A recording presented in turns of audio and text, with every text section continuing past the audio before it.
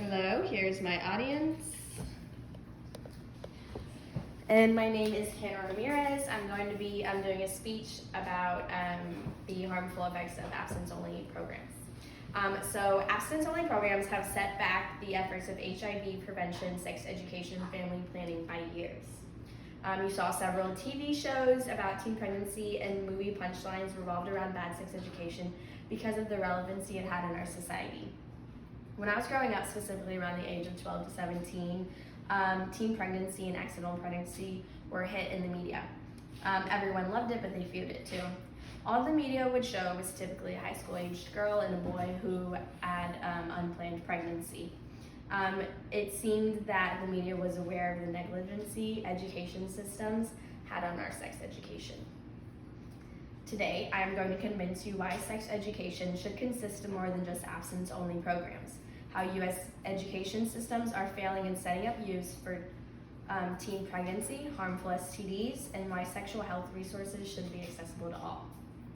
A statistic provided by Deborah Hauser at the AMA Journal of Ethics stated that each and every day in the United States, 10,000 teens contract an STD, 2,400 teens get pregnant, and 55 contract HIV.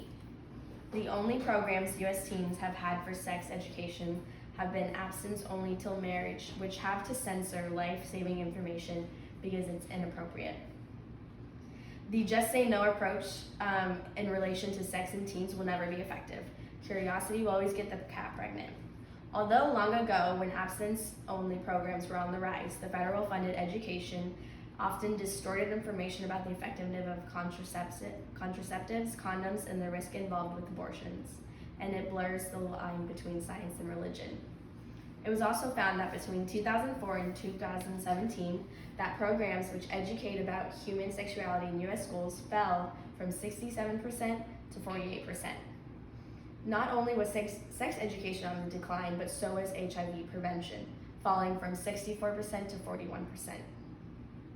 Withholding critical information from young people is a violation of their rights. Abstinence only until marriage programs leave all young people unprepared and are particularly harmful to those who are sexually active, LGBTQ communities, and have experienced sexual abuse.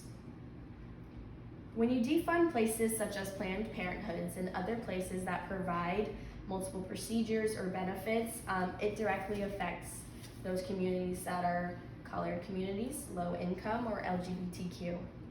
If we are going to give sex education and sexual health out to teens, it should incorporate all groups of teens and all groups of all ages.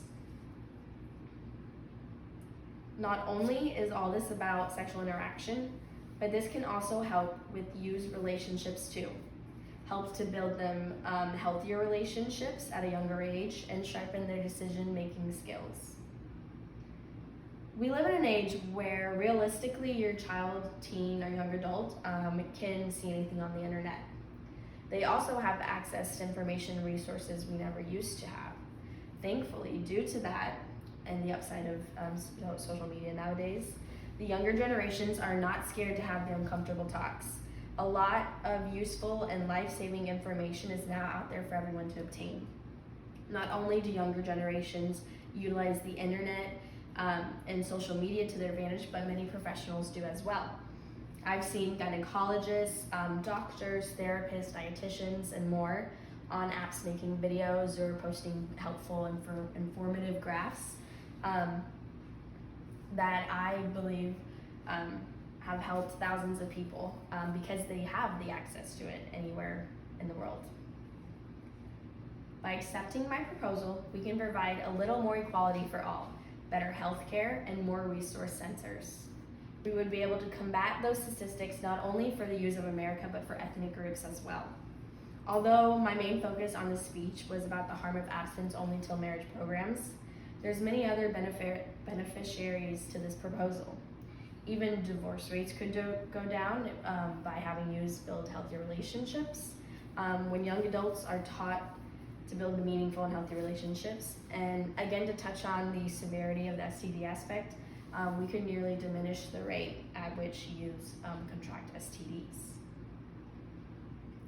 I challenge all parents, older siblings, aunts, uncles, to have a proactive, positive, and informative talk about contraceptives, condoms, sexual health, and intercourse with your nephew, niece, daughter, son, brother, sister, whoever. And yes, even though it will probably be uncomfortable, I can guarantee you they will learn something that they did not know. Multiple articles support the cause of this speech, such as the American Medical Association, the American Academy of Pediatrics, American College of Obstetricians and Gynecologists, and more than 100 other leading public health and medical institutions. And they all support a more comprehensive approach to sex education. My intentions today were to show you why sex education should consist of more than abstinence-only till marriage programs, due to the ineffectiveness of them. I hope I've convinced someone to help me take action and have those uncomfortable talks with our youths.